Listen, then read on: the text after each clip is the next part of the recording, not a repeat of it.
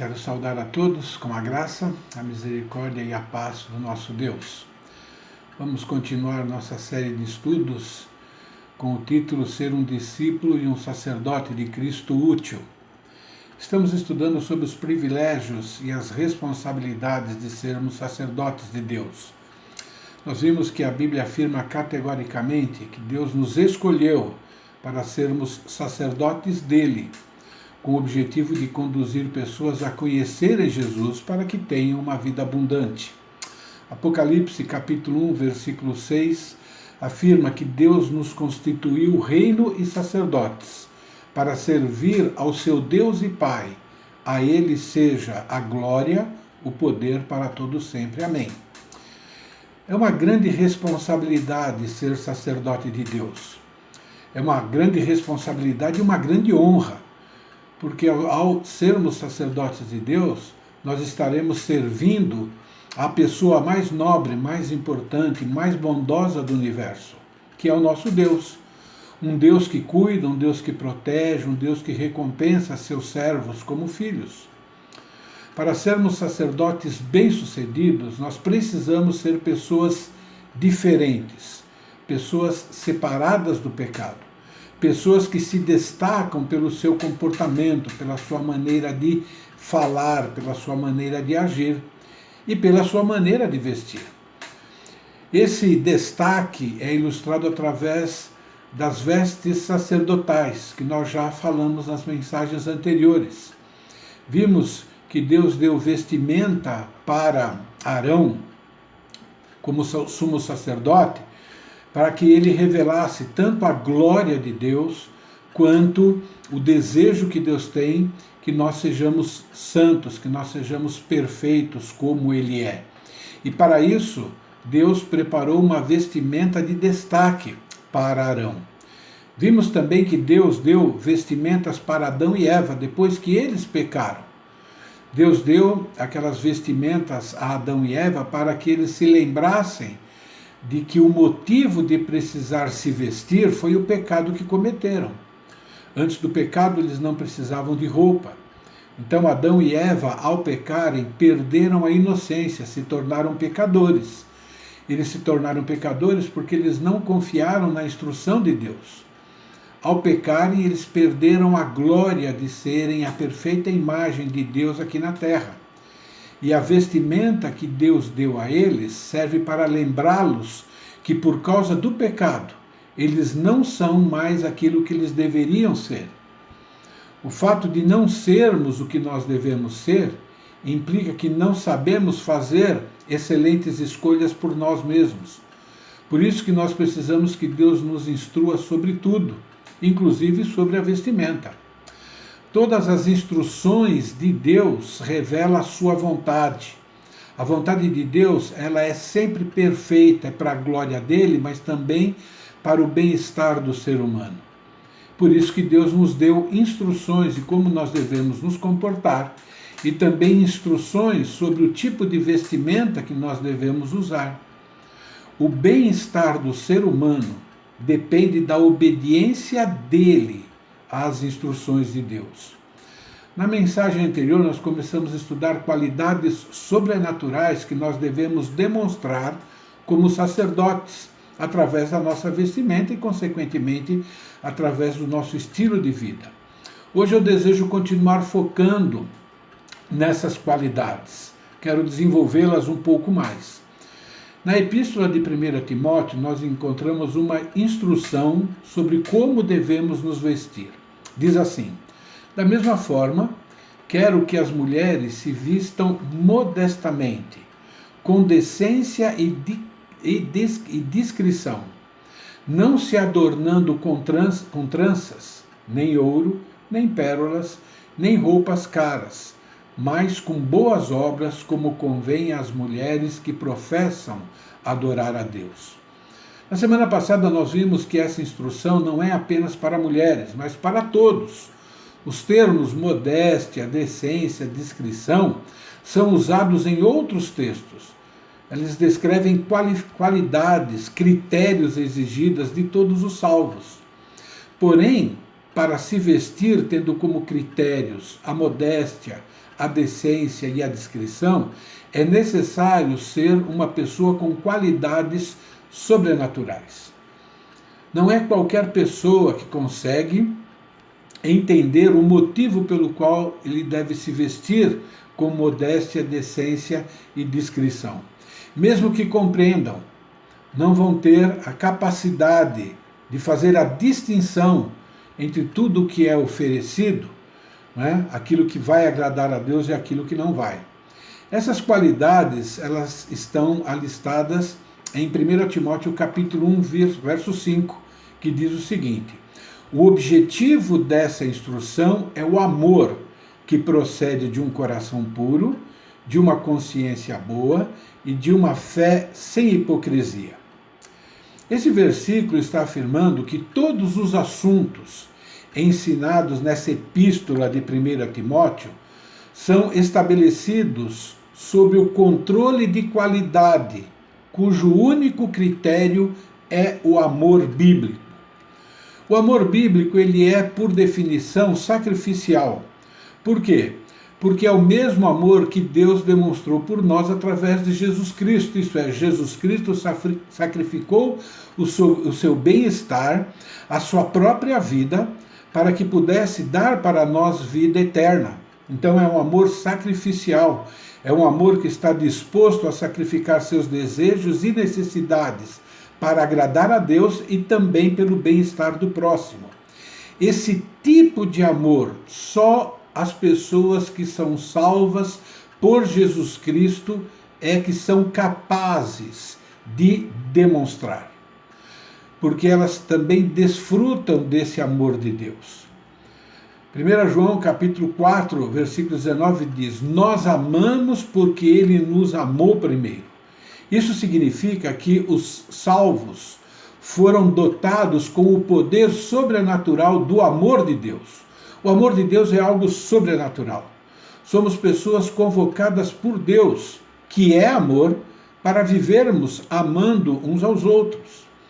Isso significa que para se vestir com decência, modéstia, bom senso, é preciso agir com amor bíblico, que é demonstrado através de ações altruístas e sacrificiais. Por esse amor ser sobrenatural, ele só pode ser praticado e aperfeiçoado por pessoas salvas, por pessoas que têm o Espírito Santo habitando dentro delas. Só pode ser praticado e aperfeiçoado por pessoas que têm um coração puro, que têm uma consciência boa e que têm uma fé sem hipocrisia. 1 João capítulo 4, versículo 12 afirma o seguinte: ninguém jamais viu a Deus. Se nós amarmos uns aos outros, Deus permanece em nós e o seu amor está aperfeiçoado em nós. Esse texto nos ensina que, à medida que nós praticamos o amor, nós vamos nos tornando cada vez mais amorosos. Isso é, esse amor vai sendo aperfeiçoado em nós. Coração puro, consciência boa e fé sem hipocrisia são qualidades que somente as pessoas salvas por Cristo têm. E a vestimenta faz parte dos assuntos relacionados ao amor. Para se vestir adequadamente, é preciso colocar o bem-estar do próximo acima do seu próprio bem-estar. Isso é amor bíblico, isso é amor sacrificial. Então, coração puro, consciência boa, fé sem hipocrisia são qualidades sobrenaturais e formam a dinâmica do amor. Como sacerdotes de Cristo, devemos combater o mundanismo através do dinamismo do amor. Isso é, através da prática do amor, que só é possível tendo um coração puro, consciência boa e fé sem hipocrisia. Vimos que essas 4 qualidades nos ajudam a sermos livres da contaminação do mundanismo pecaminoso. O mundo vive para satisfazer os seus desejos egoístas, para satisfazer os seus desejos que muitas vezes são perversos. Por quê? Porque a sociedade está sob a liderança de Satanás. Satanás, ele é ensinado, vamos dizer assim, através da palavra de Deus, ou melhor, a palavra de Deus nos ensina a respeito de Satanás como sendo o príncipe da potestade do ar, o príncipe deste mundo tenebroso. Faz parte do plano de Deus permitir que Satanás lidere a humanidade por um período de tempo. Porém, é muito importante nos lembrarmos que Satanás, ele é um príncipe que já foi derrotado por Jesus e está com os seus dias contados. Isso é, o seu reinado tem um determinado tempo e depois desse tempo vai terminar esse reinado. Mas até esse dia chegar, nós, como sacerdotes de Cristo, devemos viver para divulgar a pessoa de Jesus. O que é que Jesus já fez por nós, o que Jesus está fazendo por nós. E viver dessa maneira implica em guerra. Quando nós vivemos para propagar quem Jesus é, nós estamos declarando guerra, guerra contra Satanás e guerra contra a sociedade. E nós devemos entrar nessa guerra de divulgar a obra de Jesus em favor do ser humano. E nós entramos nessa guerra também através da nossa fala, através do nosso comportamento, incluindo o que a Bíblia chama de boa obra de se vestir adequadamente, conforme a ordem de Deus em 1 Timóteo, capítulo 2, versículos 9 e 10 diz assim: da mesma sorte, as mulheres, em traje decente, se vistam com modéstia, de modo decente e bom senso, não se adornando com tranças, nem ouro, nem pérolas, nem coisas caras. Agora diz assim: mas com boas obras, como convém às mulheres que professam ser piedosas ou reverentes a Deus. Então, o que significa isso? Significa que boas obras inclui se vestir adequadamente. Se vestir adequadamente vai fortalecer aquilo que nós anunciamos a respeito de Jesus, porque nós vamos ter um comportamento adequado. Então, essa qualidade de amar biblicamente deve também incluir amar de coração puro, porque o coração puro nos ajuda a sermos pessoas que vão praticar boas obras, que inclui pregar o Evangelho, que inclui se comportar adequadamente e que inclui também usar vestimentas adequadas no ponto de vista de Deus. Como sacerdotes de Deus, nós devemos usar a vestimenta como demonstração de um eu purificado do pecado por Jesus. E agora eu escolhi o termo eu, significando ou apontando para todo o nosso ser interior. Novamente, 1 Timóteo, capítulo 1, versículo 5 diz: o objetivo dessa instrução é o amor que procede de um coração puro. Então, no dinamismo do amor, é necessário que se tenha um coração puro. Isso é, somente uma pessoa de coração puro é que pode praticar a lei do amor.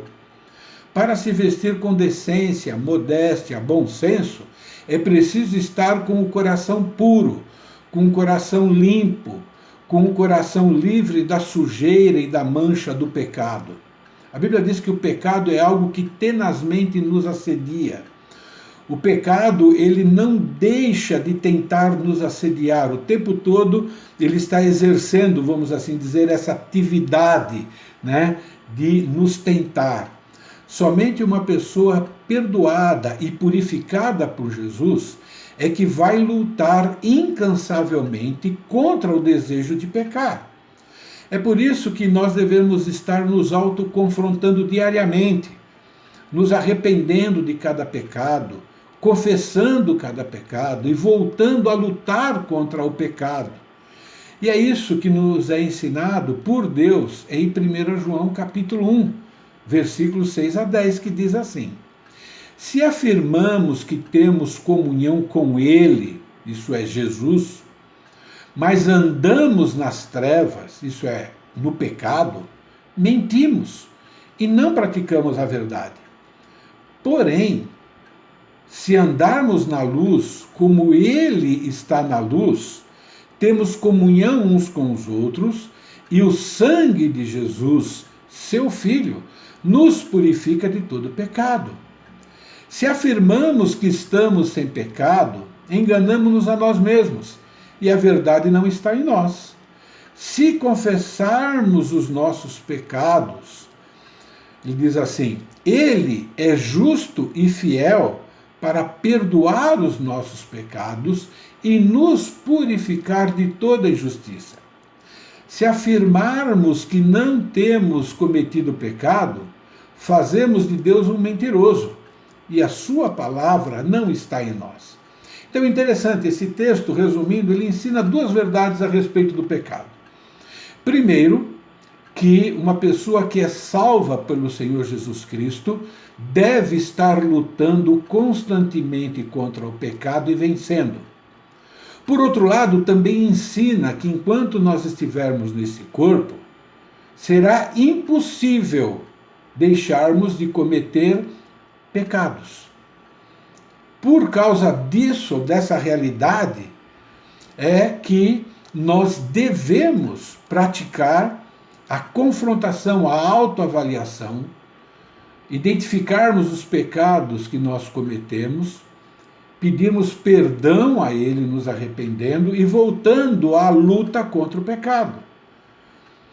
Isso significa que somente uma pessoa que reconhece de verdade cada um dos seus pecados e se arrepende é que tem um coração constantemente purificado pelo perdão de Deus. A confissão de todo tipo de pecado e a consequente perseverança na luta para não pecar faz parte do plano para termos um coração puro, um coração purificado. Como sacerdotes, nós devemos usar também a nossa vestimenta como uma demonstração da purificação interior que recebemos através do perdão de Deus e através do sacrifício de Jesus. Só uma pessoa salva por Jesus, que se confronta diariamente confessando os seus pecados e perseverando para não pecar, é que tem poder para usar uma vestimenta que glorifica a Deus e que demonstra também amor pelo próximo, respeito para as pessoas que nos cercam. Então, a segunda qualidade que nós devemos desenvolver, né, é esse coração puro. A terceira qualidade é a consciência boa. Como eu disse, eu já falei a respeito dela, mas agora estou desenvolvendo um pouco mais, não é? Como sacerdotes, devemos usar a vestimenta como demonstração de um eu com uma consciência saudável, por estar sendo orientada pela palavra de Deus. É isso que significa consciência boa. Consciência boa é uma consciência saudável, e ela é saudável por quê? Porque ela é liderada, porque ela é orientada pela palavra de Deus e não pelos seus achismos, né? Não pela sua própria sabedoria, pelos seus desejos.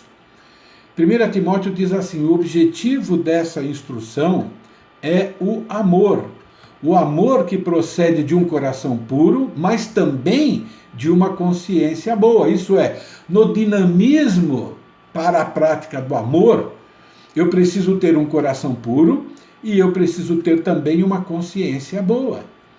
Para se vestir com decência, modéstia e bom senso, é preciso ter e agir, sendo liderado por uma consciência saudável.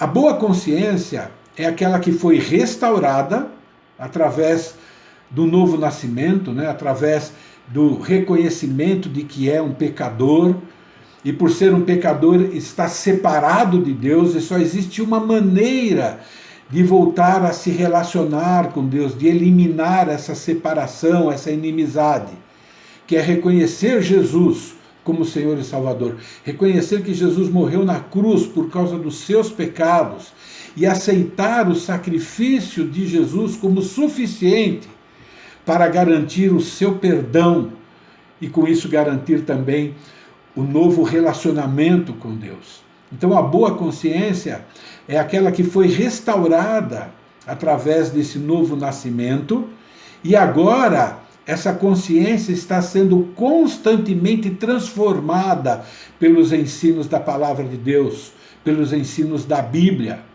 A Bíblia é a palavra de Deus e ela é perfeita, ela é a preciosa sabedoria de Deus, ela é infalível, inclusive ao nos ensinar princípios para nos vestirmos adequadamente. Manter a sua consciência boa impede que você, que eu, que nós toleremos o pecado e, consequentemente, não ser engolido pelo pecado.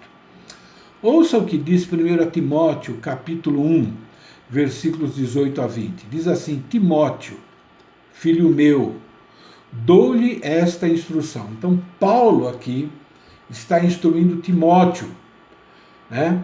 E Paulo e Timóteo têm um relacionamento muito estreito, a ponto de Paulo chamá-lo de filho, filho na fé. E ele diz assim: dou-lhe esta instrução, segundo as profecias já proferidas a seu respeito, para que, seguindo-as, você combata o bom combate. Olha a guerra, né? Vida espiritual é uma guerra. Tá bom? Por isso que a gente precisa combater o bom combate. O bom combate, aquele que vale a pena a ser combatido, é essa de ter uma vida cristã que agrade a Deus. E ele diz assim: seguindo-as, você combata o bom combate, mantendo a fé e a boa consciência, que alguns rejeitaram e por isso naufragaram na fé. Entre eles estão Himeneu e Alexandre, os quais entreguei a Satanás, para que aprendam a não blasfemar. Fé é a confiança nas instruções de Deus. E Paulo aqui está instruindo Timóteo a combater o bom combate, mantendo a fé. Naufragar a fé, ou naufragar na fé, significa abandonar a sã doutrina. Quando a sã doutrina é abandonada, isso é, quando os ensinos de Deus são negligenciados, são rejeitados, o que acontece? A pessoa se atola no pecado. É isso que significa naufragar na fé. É ficar atolado no pecado. Isso acontece quando nós violamos a nossa consciência como salvos. Violar a boa consciência é uma ação extremamente perigosa. Violar a boa consciência ou a sã consciência começa fazendo pequenas concessões ao pecado. Isso é, nós começamos a escolher que tipo de pecado ou contra que tipo de pecado a gente vai lutar e quais são aqueles que a gente não vai lidar com eles, vai continuar neles. Quando nós adotamos esse tipo de comportamento, isso é, fazemos pequenas concessões, sem nos arrependermos dessas concessões, fatalmente nos afastaremos novamente de Deus e, consequentemente, nós vamos estar cada vez mais próximos do diabo. Isso é uma maneira de se render ao diabo. É dessa forma que nós acabamos adotando padrões mundanos na nossa vida, fazendo pequenas concessões. As roupas, aos poucos, vai encurtando. Vamos aumentando aos poucos os rasgos da calça. Aos poucos, o valor máximo que compramos ou que pagamos por um brinco, esse valor vai aumentando. O tipo de carro também vai aumentando no seu valor. quando nós menos percebemos, nós estamos usando coisas que desagradam a Deus, ou vamos ficando com pouco dinheiro para ajudar os necessitados, como Deus ensina na sua palavra. É por isso que um dos ensinos a respeito da roupa é não usar roupas caras. E eu vou falar sobre isso na próxima mensagem. Mas eu quis ilustrar como é que a gente faz pequenas concessões na nossa vida. E nós temos que proteger a nossa boa consciência, não cedendo ou não fazendo essas pequenas concessões. Proteger a boa consciência é muito importante, é vital para a vida cristã. Paulo mesmo, sendo um homem profundo conhecedor das Escrituras, fiel a Deus, experiente, tanto no ensino quanto na prática da palavra, ele afirmou o seguinte em Atos 24:16: Por isso também me esforço para ter sempre consciência pura diante de Deus e diante dos homens. Paulo, sendo o homem espiritual que a Bíblia mostra que é, aquele que escreveu o maior conteúdo do Novo Testamento, ele precisava se esforçar continuamente para manter a sua consciência pura, para não fazer pequenas concessões. Consciência boa é aquela que é capaz de reconhecer entre o que é moralmente bom e moralmente mal no ponto de vista de Deus e optar por aquilo que é bom. Consciência boa, consciência saudável, nos ajuda a fazer escolhas excelentes em todas as áreas da vida. Somente uma pessoa com consciência saudável tem capacidade de se vestir e viver, motivada pelo desejo de colocar o bem-estar bíblico do próximo acima do seu próprio bem-estar. Então, essa terceira qualidade que faz parte do dinamismo do amor é a consciência saudável. A quarta qualidade é a fé sem hipocrisia. Como sacerdotes de Deus, devemos usar a vestimenta como forma de demonstrar que temos uma inflexível lealdade a Deus e aos irmãos. Vou repetir.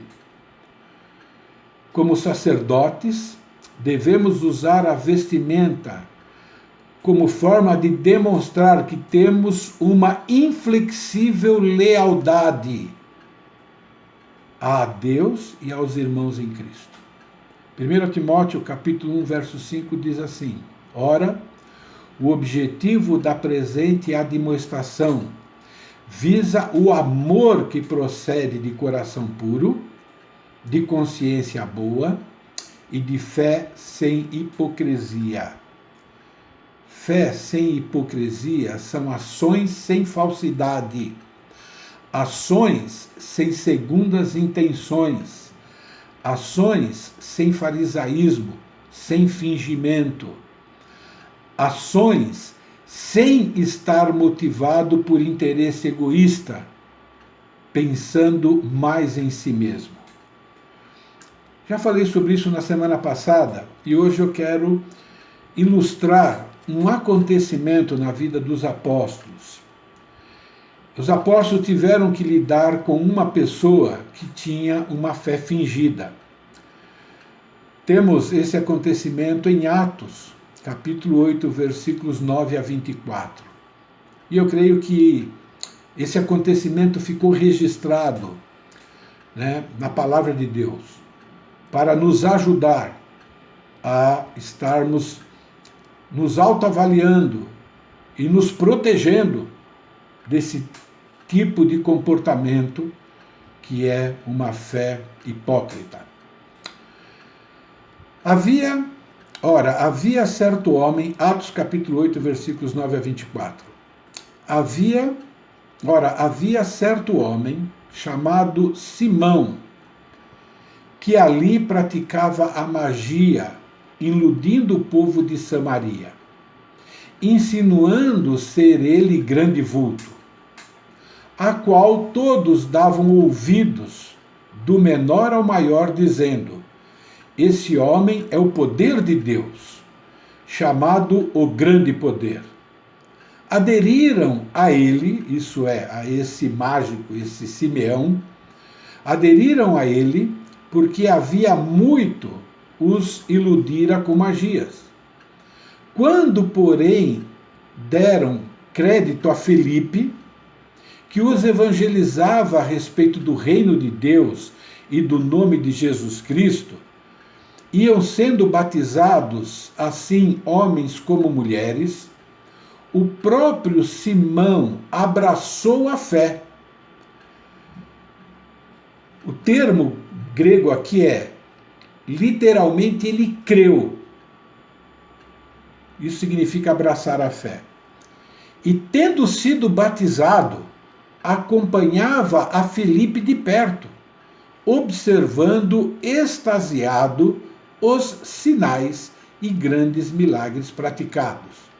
Então nós temos aqui um homem cuja, entre aspas, a profissão é mago, a palavra significa mago, magia, feitiçaria. O seu sustento, o seu lucro e o seu prestígio vinha dessa ocupação. Simão, ele vendo esses sinais sobrenaturais que Filipe realizou, curas de pessoas enfermas, não é? Aleijados, né, sendo restaurados e assim por diante. Então ele vendo isso, ele abraçou a fé e se tornou um seguidor dos apóstolos. Versículo 13 continua dizendo: o próprio Simão abraçou a fé, isso é, creu, e tendo sido batizado, acompanhava Filipe de perto, observando extasiado os sinais e grandes milagres praticados. Continuando a partir do versículo 18. Vendo Simão que o Espírito era dado com imposição das mãos dos apóstolos, ofereceu-lhes dinheiro e disse: dê-me também esse poder, para que a pessoa sobre quem eu impuser as mãos receba o Espírito Santo. Pedro respondeu: pereça você com o seu dinheiro. Você pensa que pode comprar o dom de Deus com dinheiro? Você não tem parte nem direito algum nesse ministério, porque o seu coração não é reto diante de Deus. Arrependa-se dessa maldade e ore ao Senhor.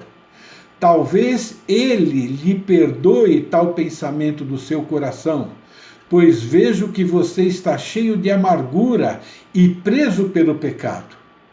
Simão, porém, respondeu: orem vocês ao Senhor por mim, para que não me aconteça nada do que vocês disseram. Simão, vendo aqueles sinais sobrenaturais que os apóstolos faziam, ele cobiçou. O ato de oferecer dinheiro mostra que Simeão passou a ver o Evangelho como forma de se beneficiar, de adquirir mais dinheiro, de adquirir fama. Parece um grupo de pessoas que a gente conhece atualmente, não é? Simão, mesmo seguindo os apóstolos, ele continuava sendo egoísta, ele continuava sendo avarento, cheio de segundas intenções. Isso é, ele tinha uma fé fingida, uma fé hipócrita, uma fé, né, que não tinha um coração puro, uma fé que continuava se amando, uma fé que continuava amando mais a si mesmo do que o próximo. E quando nós amamos mais a nós mesmos do que o próximo, nós nos tornamos aquele tipo de pessoa que é incapaz de amar a Deus. Deus diz: se nós não temos capacidade de amar o próximo, a quem nós vemos. Como é que nós podemos amar a Deus, a quem não vemos? Então Simão, ele demonstrou ser uma pessoa que continuava amando o mundo. 1 João, capítulo 2, versículos de 15 a 19, é um texto bastante conhecido, mas é bem útil, né, agora, mostra como é uma pessoa que ama o mundo. Não ameis o mundo, nem as coisas que há no mundo. Se alguém amar o mundo, o amor do Pai não está nele. Porque tudo o que há no mundo, concupiscência da carne, concupiscência dos olhos e a soberba da vida, não procede do Pai, mas procede do mundo. Ora, o mundo passa, bem como a sua concupiscência, isso é o seu desejo. Aquele, porém, que faz a vontade de Deus permanece eternamente. Amados, qualquer ação que fazemos com o objetivo de sermos notados é concupiscência da carne. Qualquer ação que nós fazemos com o objetivo, a nossa própria glória, é nós brilharmos, é nós aparecermos, a Bíblia chama como soberba da vida. Qualquer ação que nós fazemos para tirar proveito próprio, também a Bíblia chama de concupiscência dos olhos. E quando nós agimos dessa forma, nós deixamos de lado a realidade, a importância de agradar a Deus e de respeitar o próximo. Isso é uma ação farisaica, originária de uma fé hipócrita, de uma fé fingida, de um coração impuro. Por isso que nós precisamos, guardar o nosso coração e também guardar a nossa consciência. E é impressionante como a roupa é usada para que a pessoa que a use seja notada.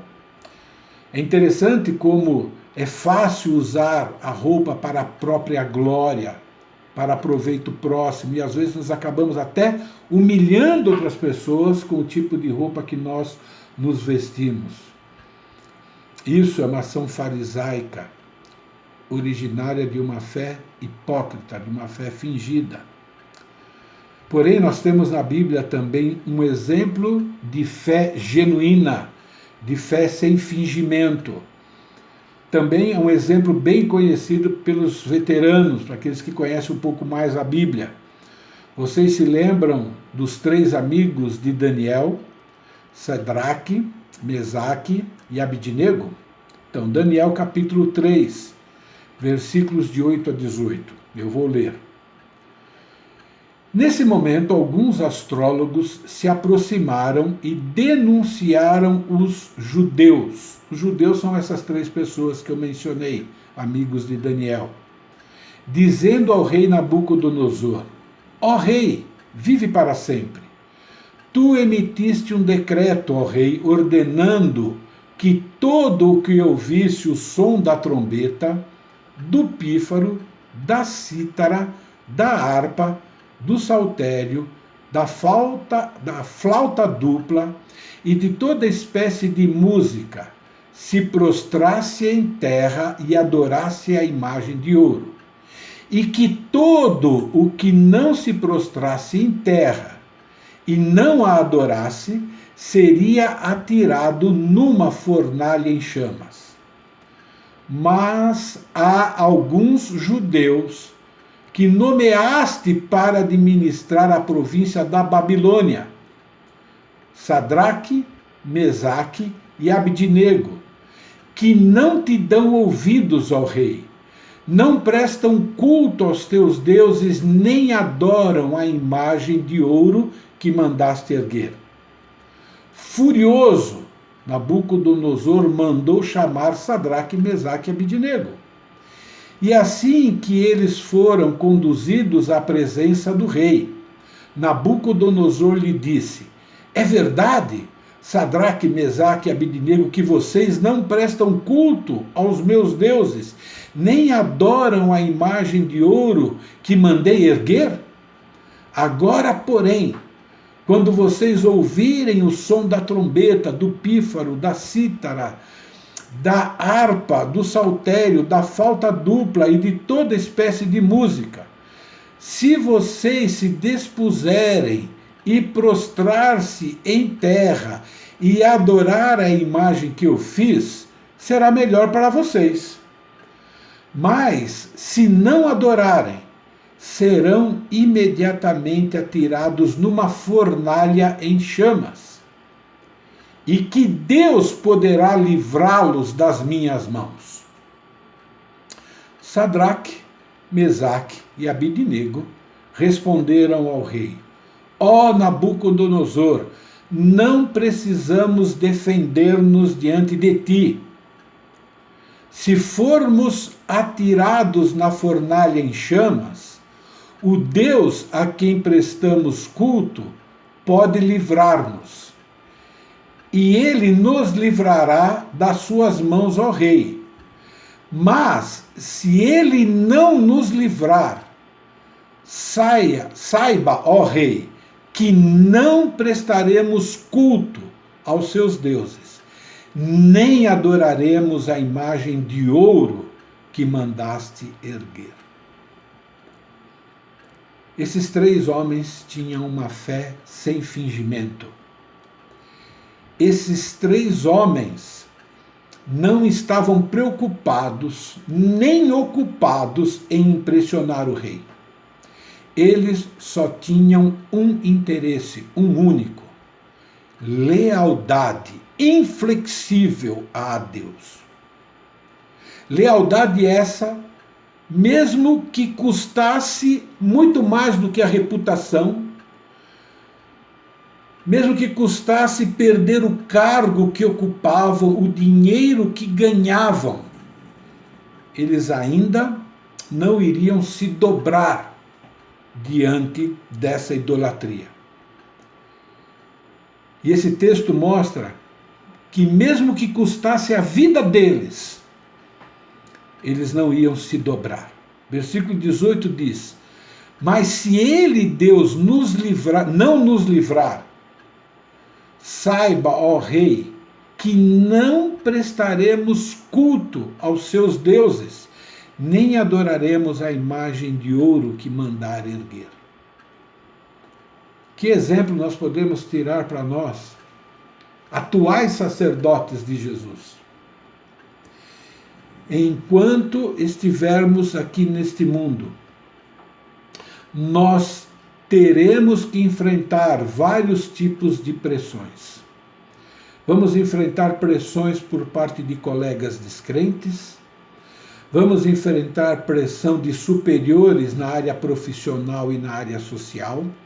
Nós vamos ter que enfrentar pressão até do nosso governo, se é que nós já não estamos sendo pressionados pelo nosso governo. E nós vamos continuar sendo pressionados pela nossa velha natureza. Todos com o objetivo de nos tentar abrir mão dos princípios bíblicos que Deus determinou para a nossa vida, que Deus determinou para que fizesse parte do nosso comportamento. Seremos tentados a demonstrar uma fé fingida, uma fé disfarçada, uma fé minimizada para tentar agradar pessoas e até correr menos riscos. Até riscos que Deus planejou que nós passássemos, que é necessário enfrentar. E a escolha que fazemos em relação à vestimenta pode servir de sinal do nível da nossa fidelidade ou infidelidade a Deus, não somente na área de vestimenta, mas nas demais áreas. Fé sem fingimento é aquela que decide agir sem ter outros objetivos, competindo com o desejo de amar a Deus e ao próximo acima de si mesmo. Somente uma pessoa que valoriza a lealdade devida a Deus e aos irmãos em Cristo é que irá se vestir e viver motivado exclusivamente em agradar a Deus e ao próximo, e enfrentar qualquer tipo de pressão que venha de qualquer lado. Conclusão: vestimenta comunica muito sobre você. Comunica se você tem amor bíblico de verdade. Comunica se você tem um coração em constante purificação. Comunica se você tem uma consciência pura, uma consciência saudável. E vestimenta comunica se você tem uma lealdade inflexível aos padrões que Deus determinou para nós na sua palavra. Mais uma vez eu vou repetir as perguntas para que nós pensemos e para que elas fiquem na nossa mente. Perguntas para você fazer na hora que você vai comprar alguma roupa ou algo para o seu uso pessoal. Reflete o amor que eu devo ter por Deus, levando em conta a sua santidade e a sua justiça? Isso que eu vou comprar reflete o amor que eu devo demonstrar pelas pessoas que irão me ver? Serve como fonte de inspiração para as pessoas que desejam ser imitadoras de Jesus ou serve como fonte de tentação?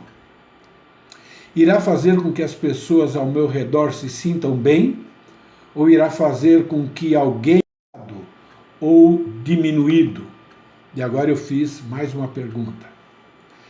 Preciso realmente gastar essa quantia nessa compra? Se Deus permitir, na próxima mensagem nós vamos estudar juntos sobre mais 3 qualidades que nos orientam sobre como devemos nos vestir para agradar a Deus e também demonstrar amor genuíno ao próximo. Quero encerrar essa mensagem de hoje, lendo Romanos capítulo 13, versículos de 10 a 14, que diz assim: o amor não pratica o mal contra o próximo. Portanto, o amor é o cumprimento da lei. Façam isso compreendendo o tempo em que vivemos. Chegou a hora de vocês despertarem do sono, porque agora a nossa salvação está mais próxima de que quando cremos. Ele está falando sobre a possibilidade de Jesus voltar a qualquer momento. E aí nós teremos o nosso corpo glorificado. A noite está quase acabando. Os dias desse mundo tenebroso estão chegando ao fim. O dia logo vem. O dia glorioso da volta de Jesus. Portanto, deixemos de lado as obras das trevas e vistamos-nos da armadura da luz. Olha o termo vestir, né? Mostra que a vestimenta é um sinal, é como se fosse o arco-íris, né? Nos lembrando, né, daquilo que nós devemos ser, lembrando que ainda não somos perfeitos, né? Então ele diz, vistamo-nos da armadura da luz. A armadura da luz aqui são essas qualidades que nós estamos estudando.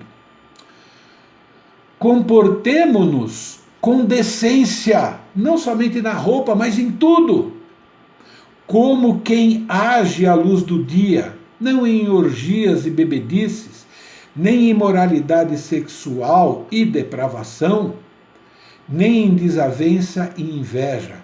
Pelo contrário, revistam-se do Senhor Jesus Cristo. E essa palavra revistam-se, literalmente se vistam do Senhor Jesus Cristo.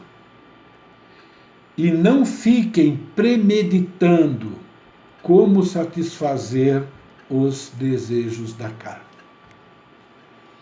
Que a palavra de Deus encontre no coração de cada um de nós um coração aprendiz, um coração que já foi beneficiado, que já recebeu o presente do amor de Deus, um coração que já foi capacitado para se manter puro,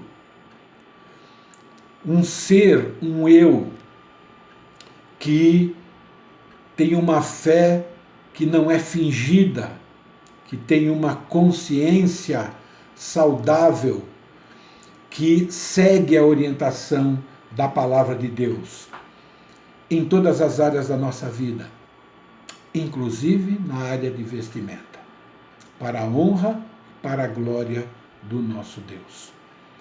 Que Deus abençoe a todos. Vamos orar. Obrigado, Senhor, pela Tua palavra que é poderosa para nos transformar, que é poderosa, Pai querido, também para mostrar aquelas áreas que nós precisamos, ó Pai querido, agir de maneira diferente de que estamos agindo hoje. A Tua palavra é poderosa para mostrar as áreas que nós temos falhado, que nós temos pecado contra o Senhor, e essa mesma palavra é poderosa para nos ajudar a mudar, para nos ajudar, ó Pai querido, a viver como sacerdotes que honram e glorificam o Teu nome, ó Pai.